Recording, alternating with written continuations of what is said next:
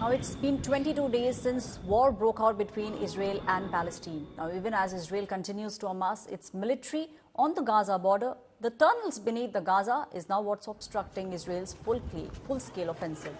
Israel is now aiming to dismantle Hamas's tunnel network that spreads over hundreds of kilometers and they are 80 meters deep.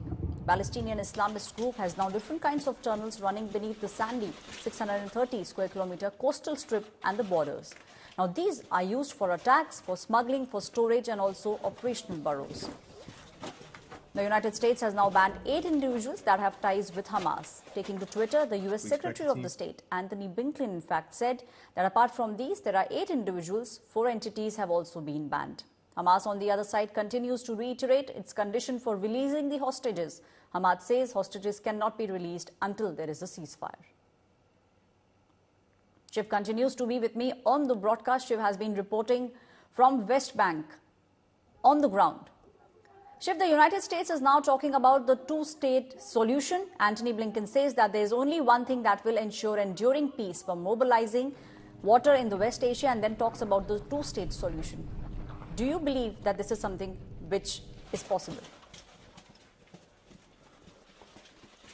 You know, the United States deploying in a big way in this region in response to this current conflict and pushing the idea of a two-state solution are not mutually contradictory at all. The United States has always talked about a mutually sustainable, two-state solution. They've supported statehood for Palestine, even though they are Israel's biggest ally, and there's no ambiguity as far as that is concerned. But Joe Biden has an election coming up.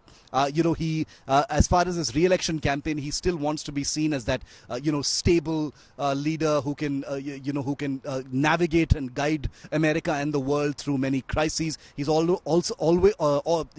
already under a huge amount of pressure as a result of America's involvement in the Ukraine war.